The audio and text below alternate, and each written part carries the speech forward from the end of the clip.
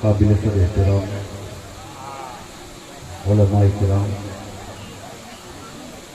बिलखुसूस उस्तादुल असातिज़ा, उस्तादुल उलमा हज़रत अल्लामा अब्दुल गफूर साहब के हबीबी और इस दौर के आलिमगर आलिम हज़रत मौलाना गुलाम मोहम्मदीन साहब क़िबला और आपकी इस बस्ती के खतीब व इमाम हज़रत हाफिज़ ज़फ़रुल हसन अशरफी, मद्दाह खैरुल अनाम हज़रत क़ारी महमूद आलम फैज़ी, सामईन महफिल, पर्दा नस्ल, मेरी माएँ और बहनें, अस्सलामु अलैकुम रहमतुल्लाहि व बरकातुहू।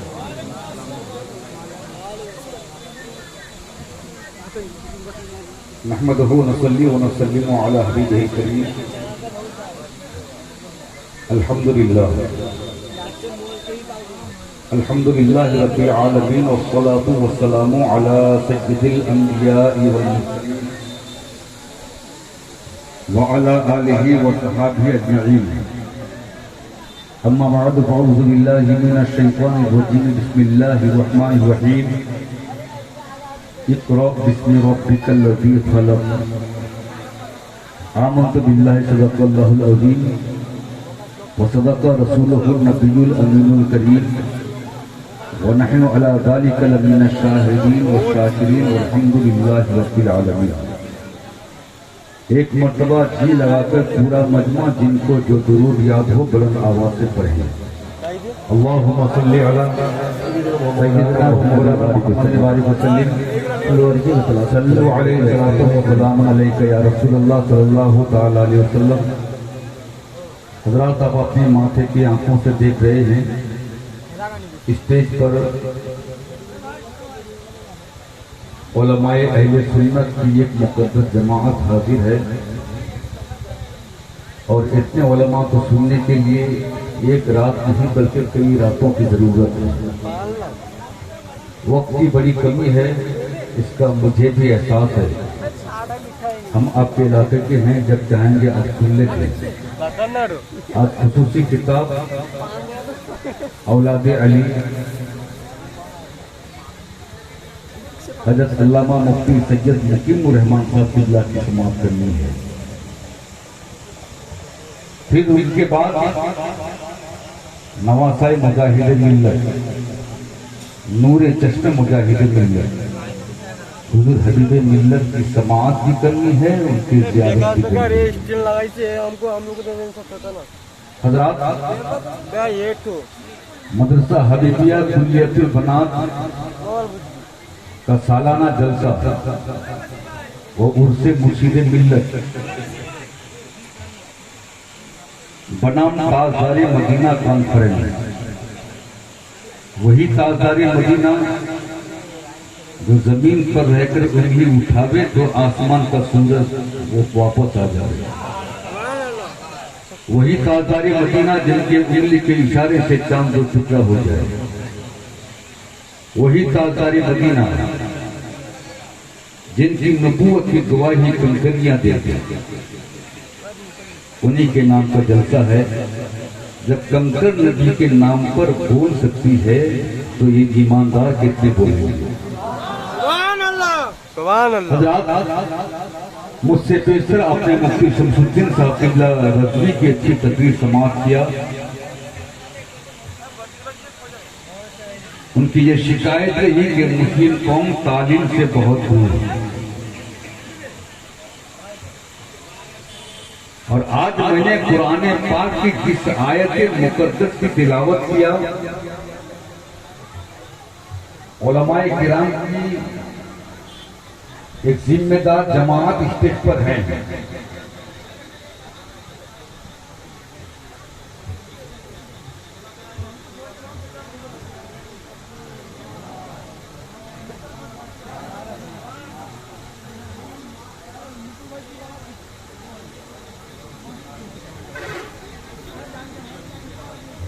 ये वो आयत है जो आयत हमारे और आपके नबी पर सबसे पहली उतरी, इक़रा बिस्मि रब्बिकल लज़ी खलक़, सबसे पहले जिस सूरत को नाजिल किया गया वो इक़रा है। आपने रमजान शरीफ में तरावी सुना है? जो बोले सुना है कि नहीं? पूरा 30 पारा सुना है। जो सूरा मुस्तफा पर सबसे पहले उतरी, आज उसको हाफिज साहब ने सताए आखिरी तरावी में, खत्म तरावी में होती है। जो सूरा सबसे पहले नाज़िल हुआ वो आज 30वीं पारा में, और जो बाद में नाज़िल हुआ वो पहले आ गया, बिल्कुल सूरह फातिहा। मैंने अपने रब से पूछा, परवरदिगार अपने महबूब को कुरान दिया तो इक़रा से, और महबूब के उम्मत को कुरान दिया तो अल्हम्दुलिल्लाह से। तो रब की रहमत ने हिकमत समझाया कि मैं भी अगर अपने बंदों को कुरान दे देता इक़रा से, तो दुनिया वाले बोलते कि कुरान पाने में हम नबी की तरह, कुरान पाने में हम नबी की तरह नहीं, हम अपने महबूब को कुरान देंगे तो इक़रा से, और बंदे को कुरान देंगे तो फातिहा से, ताकि दुनिया वालों को पता चल जाए कि जब कुरान पाने में नबी की तरह ना हो सका तो कुरान पढ़ के नबी की तरह कैसे। तो मैंने कहा कि परवरदिगार कुरान पाक में बहुत सारी सूरतें हैं, मगर फातिहा पहले क्यों? कोई और सूरा नहीं है, फातिहा पहले क्यों? सूरह इखलास को पहले क्यों नहीं, फातिहा पहले क्यों? सूरह यासीन पहले क्यों नहीं, ये फातिहा पहले क्यों? तो रब की रहमत जवाब देगी, मेरे बंदो सुनो सुनो, कुछ मुल्ला निकलेंगे जो फातिहा से रोकेंगे, कुछ मुल्ला ऐसे निकलेंगे जो दुनिया को फातिहा से रोकेंगे, लेकिन वो फातिहा से दुनिया को रोकेगा, लेकिन जब जब वो कुरान के पास आएगा हम पहले फातिहा पढ़वाएंगे, बाद में बता। इक़रा बिस्मि रब्बिकल लज़ी खलक़, इसका तर्जुमा यह है कि पढ़ो। जिब्रील अमीन जो सबसे पहला जुमला मुस्तफा पर लेकर आए वो है पढ़ो। अरे जिस नबी पर नाजिल होने वाली किताब कुरान मुक़द्दस की सबसे पहली सूरत ये पैगाम दे के पढ़ो, आज उसकी उम्मत तालीम से दूर रहे, ये कैसे गवारा होगा? इस्लाम ने नमाज का हुक्म पहले नहीं लाया, रोजे का हुक्म पहले नहीं लाया, पहले पढ़ने को कहा, पहले पढ़ो फिर नमाज पढ़ो, पहले पढ़ो फिर रोजा रखो। लेकिन आज हम तालीम से दूर, अल्लाह भला करे मौलाना आबिद साहब का और यहाँ के सुन्नी जियाले मुसलमानों का, जहाँ पर यहाँ उन्होंने इन बच्चों को पढ़ने के लिए मदरसा बनाया है, वही लड़कियों के पढ़ने के लिए भी मदरसा बनाया है। अल्लाह पाक इन दोनों इदारे को तरक्की इनायत करे, क्योंकि याद रखिए ये वो जगह है जहाँ से समाज को सुधारा जाता है, समाज में भलाई लाई जाती है। जहन को हाजिर करना, स्कूलों में भी हमारे बच्चे तालीम पाते हैं, कॉलेज में भी हमारे बच्चे तालीम पाते हैं, स्कूल में जाके हमारे बच्चे इंजीनियर बन गए, डॉक्टर बन गए, न जाने क्या से क्या बन गए।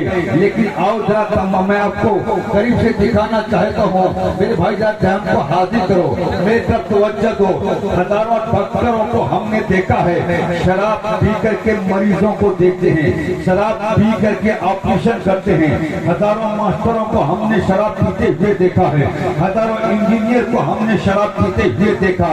लेकिन मेरे भाई जरा ये बताओ, पूरी कायनात तलाश करके आ जाओ, कोई एक हमको दिखा दो कि आदमी हाफिज कुरान है और शराब भी पीता हो, आलिम कुरान भी हो शराब भी पीता हो।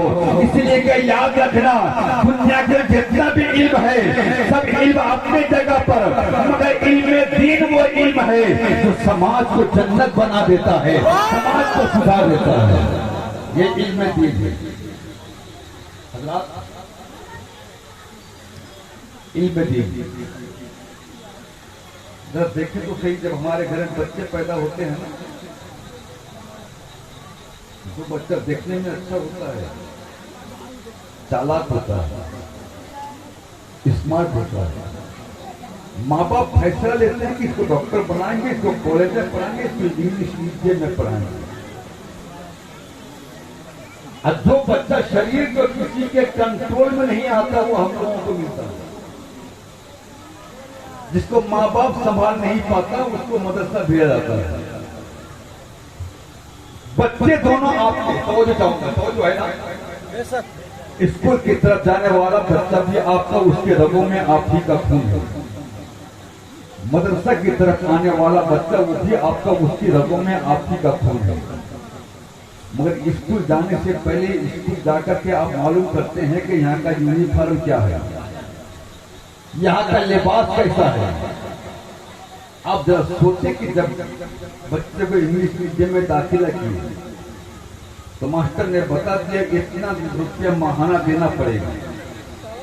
बच्चे आपके घर से निकलेंगे तो बूट पहन करके आएंगे, बच्चे आपके घर से निकलेंगे तो गाड़ी में चढ़ के स्कूल तक आएंगे, स्कूल से फिर गाड़ी में घर जाएंगे। अगर किसी इलाके में गाड़ी नहीं पहुंच पाती तो बाप अपने साइकिल या मोटरसाइकिल से स्कूल पहुंचाता है बच्चे को। तो जो चाहूंगा छुट्टी के वक्त में, छुट्टी होने में 10 मिनट देर है, बाप जाके बाहर गेट के पास 10 मिनट पहले से खड़ा है। किसी दिन अगर बात में चला गया तो माँ आगे बढ़कर जाती है बच्चे को लाने के लिए। लेकिन मदरसा बच्चा पढ़ने के लिए आया है, ना उसको बाप छोड़ने के लिए आता है, ना उसको माँ लेने के लिए आती है। मैंने छोड़ने और ले आने वाले बाप माँ से पूछा था, बच्चा को छोड़ने के लिए स्कूल की तरफ क्यों आए, बच्चा को लेने के लिए स्कूल के पास क्यों आए। तो आपका जवाब होगा बच्चा छोटा है, इसकी हिफाजत की जरूरत है। मैंने अपने रब से पूछा, परवरदिगार जो स्कूल की तरफ जाता है पढ़ने के लिए, उसकी हिफाजत के लिए माँ बाप जाया करते हैं, मगर कुरान पढ़ने के लिए जो बच्चा आया है, क्या इसकी हिफाजत के लिए कोई नहीं आएगा? क्या इसकी हिफाजत की जरूरत नहीं है? तो रब की रहमत जवाब देगी, अरे कुरान पढ़ने वाला बच्चा तो वो है कि जिसकी सलामती के लिए समुद्र की मछलियां भी दुआ करती है, जिसके लिए समुद्र की मछलियां दुआ करे, उसको हिफाजत की जरूरत नहीं, वो तो जमाने की हिफाजत करे। देखिए निकला बच्चा गाड़ी पर, पाँव में बेहतरीन धूप, पाँव में धूल न लगता। मैंने कहा कि यार रसूल अल्लाह, ये मदरसा की तरफ पुराने पाक पढ़ने वाला बच्चा जो आपका मेहमान, उसका लिबास ये आपका देखा होगा। मदरसा पर जब बच्चा हमारा आता है पहले तो बात की रिजेक्ट जो है उसको फटा पुराना कपड़ा पहनकर, कब दादा की शादी हुई थी, दादी के साथ वो टोपी घर में महफूज थी, उसको पहन लिया कि नाक तक टोपी आ गई। बच्चा उस टोपी को लेकर कायदा बगदादी लिया और मदरसा की तरफ आया। दूसरा बच्चा आपके घर से निकल कर स्कूल की तरफ गया। जब दोनों के जाने का ढंग देख लेंगे तो पता चल जाएगा यार, स्कूल को बच्चा गया किताब लेकर, मदरसा बच्चा आया है किताब लेकर, मगर स्कूल की किताबें एक थैली के अंदर और थैली बच्चा के पीठ के पीछे। लेकिन मदरसा की तरफ आने वाला बच्चा के हाथ में एक नूरानी कायदा है, मगर बच्चा उसको हाथ में झुला करके लेकर नहीं आता, कलेजा से लगा लेकर के आता है, सीने से लगा लेकर के आता है। मैंने सवाल कर लिया आपसे कि ये भाई ये 500 रुपए की किताबें हैं, उसमें भी इल्म है, ये 10 रुपए का नूरानी कायदा है, इसमें भी इल्म है, आखिर ये कलेजा से लग करके है, वो पीठ के पीछे क्यों है? तो आपका जवाब होगा, अरे वो मुक्तदी बनाने वाला इल्म है और ये इमाम बनाने वाला इल्म है, इसलिए ये इल्म आगे रहेगा और जो इस इल्म को हासिल करेगा वो कौम के आगे हुआ। सुभान अल्लाह। नारे तकबीर, नारे रिसालत, पैगाम इस्लाम, नारे तकबीर, नारे रिसालत। सबके साथ बताइए, औलादें हमारी बहुत हैं, किसी को 2-4, किसी के यहाँ 5-6, और आज तो फैसला कर लिया है कि हमको हमारे ऊपर बस है। लेकिन अगर जहन को हाजिर करें, बच्चे हमारे हैं, अंग्रेजी पढ़ने वाले बच्चे के पीछे हमने बहुत खर्च किया, डोनेशन दे दे करके उसको पढ़ाया। जब हमारा आखिरी वक्त आ गया, बोलो कौन काम आया? आप बोलो बेटा बड़ी मेहनत से तुझको साइंस पढ़ाया है, मेरी रूह निकल रही है, चल साइंस की कोई किताब लाकर पढ़कर सुना। आज तक कोई मनने वाला बोला है कि चल इतिहास की कोई किताब लाकर मुझको सुना? कोई नहीं बोला। बोलता है साइंस पढ़ने वाले तू उधर जा, अंग्रेजी पढ़ने वाले यहाँ से हट जा, कुरान पढ़ने वाला तू ही आ गया। सूरह यासीन पढ़े ताकि रूह आसानी से निकल जाए, सूरह बकरा पढ़े ताकि रूह आसानी से निकल जाए, सूरह रहमान की तिलावत सुना दे ताकि रूह आंखें आसानी से निकल जाए। बच्चा ने सूरह यासीन की तिलावत क्या किया, रूह बड़े सुकून के साथ निकल गई। औलाद हमारी बहुत हैं, लेकिन याद रखना अब कब्र में हमको दफना या कब्र में उतारा जा रहा है।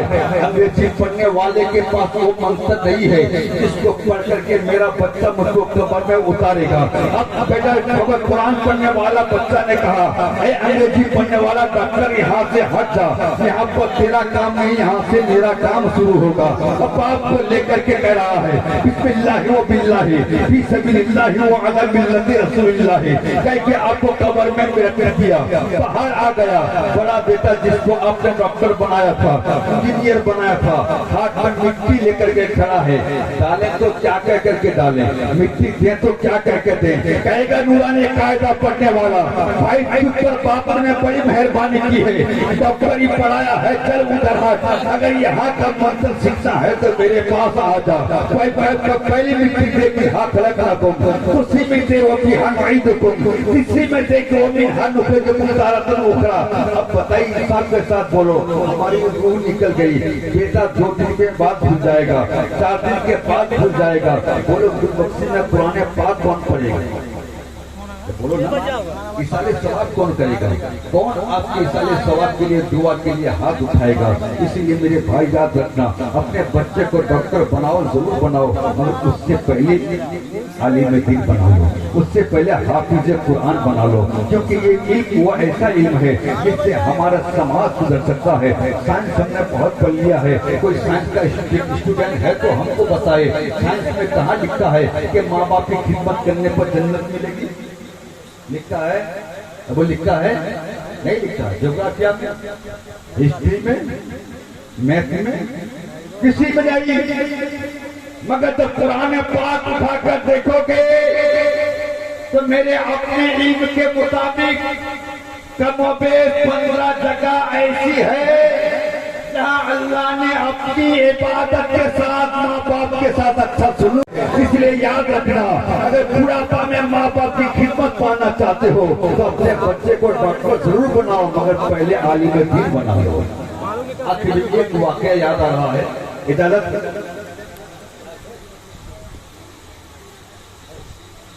5 मिनट है, जरा प्यार से बोले सुभान अल्लाह। रियाद में सोशल मीडिया में बहुत चलाता है, सोशल मीडिया में बहुत चलाता है। रियाद का 2 भाई का मुकदमा चला। मुकदमा तो आपके यहाँ पर भी होता है, जमीन और जायदाद के नाम पर, रुपया पैसा के नाम पर, गाड़ी बाड़ी के नाम पर। आप भी सोचते हो कि शायद वो दोनों भाई जमीन के बंटवारे पर लड़ाई करते होंगे। बोले नहीं, बल्कि दोनों भाई की एक बूढ़ी माँ थी, दोनों भाई की एक बूढ़ी माँ थी। माँ बड़े भाई के पास रहती थी, छोटा भाई कई मरतबा बड़े भाई के पाँव पकड़ करके गिराया। भाई कुछ दिन माँ की खिदमत करने का मौका मुझको दे, भाई कुछ दिन माँ की खिदमत करने का मौका मुझको दे। मगर हर बार बड़ा भाई छोटे भाई को सीने से लगाता और कहता जब तक माँ जिंदा है, जब तक मैं जिंदा हूँ, मैं माँ की नेमत से दूर होना नहीं चाहता, माँ की नेमत से महरूम नहीं होना चाहता। गाँव में इंसाफ किया, बड़ा भाई माना नहीं। आखिर में छोटा भाई जाकर बड़े भाई के नाम पर केस किया, बड़े भाई के नाम पर केस हुआ। सुनवाई का दिन आया, दोनों भाई की उम्र भी देखिए, बड़े भाई की उम्र 80 साल है, छोटे भाई की उम्र 70 साल। जिस माँ का बेटा 80 साल का हो, माँ की उम्र कितनी होगी? माँ की उम्र कितनी होगी कौन अंदाजा कर सकता है? 100 तक तो हो जाएगी उम्र। जब सुनवाई का दिन आया तो जज साहब ने कहा कि सुनो बेटू, अगर जमीन और जायदाद का मामला होता तो मैं फैसला कर देता, सोना चांदी का मामला होता तो मैं फैसला कर देता, लेकिन यहाँ मामला माँ की खिदमत का है, इसीलिए पहले माँ को लाया जाए। बड़ा बेटा घर गया, माँ को व्हील चेयर में बैठा करके खेलता हुआ अदालत की कचहरी में लेकर के आया। माँ की ज़ईफ़ी हाल को देखकर जज की अदब से खड़ा हो गया। अब माँ से पूछा जज ने कि मेरी जान, तेरा दोनों बेटा तेरी खिदमत करना चाहता है, बोल तू किसके पास रहना चाहती है? तो बुढ़िया ने अपने नहीं को कमजोर आवाज में कहा था, जज साहब मेरे दोनों बेटे मेरे दोनों आंखों के नूर हैं, हम किसी एक का नाम लेकर दूसरे के दिल को तकलीफ नहीं देना चाहती। जरा प्यार से बोलो सुभान अल्लाह, और मोहब्बत से बोलो सुभान अल्लाह।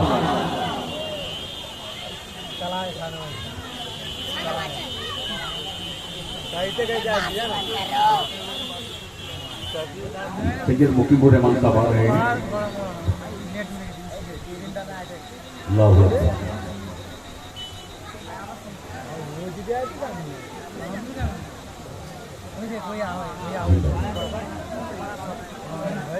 आप लोग खड़े हो जाए, करीबी हो जाए, करीबी आ जाए।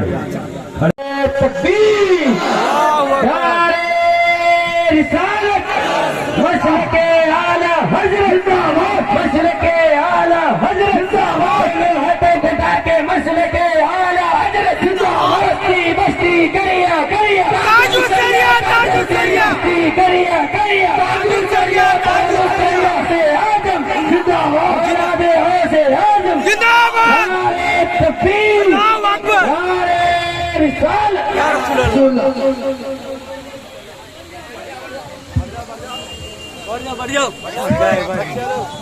आप लोग कितना माँ ने कहा कि जज साहब मेरे दोनों बेटे मेरे दोनों आंखों के नूर हैं, किसी एक का नाम लेकर दूसरे के दिल को तकलीफ नहीं देना चाहती। साल हो चुकी है और 80 साल में बेटा एक आदमी खुद बूढ़ा हो जाता है और एक बूढ़ा दूसरे बूढ़े की मुकम्मल खिदमत नहीं कर सकता, इसलिए आज से माँ की खिदमत की जिम्मेदारी छोटे बेटे को दी जाती है। जैसे ही जज साहब ने छोटे बेटे के हक में फैसला दिया, तब बड़ा बेटा अदालत के कटघरे में सर पटक पटक के रो रहा था और ये कह रहा था, हाय मेरी ज़ईफ़ी ने मुझको माँ की नेमत से महरूम कर दिया, हाय मेरी ज़ईफ़ी ने मुझको माँ से महरूम कर दिया।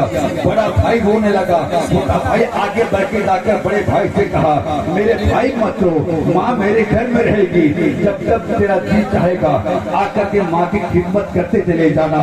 जज साहब अदालत की कुर्सी छोड़े, बुरी माँ के सामने आकर खड़े हो गए, कहने लगे, बुरी माँ बता, दुनिया के बेटे मुकदमा करते हैं जमीन और जायदाद के नाम पर, दुनिया के बेटे मुकदमा करते हैं सोना चांदी के नाम पर, मगर तूने अपने बेटे की जिंदगी में क्या दिया है कि तेरे बेटे ने जमीन और जायदाद के लिए मुकदमा नहीं किया, बल्कि तेरी खिदमत के लिए मुकदमा किया है।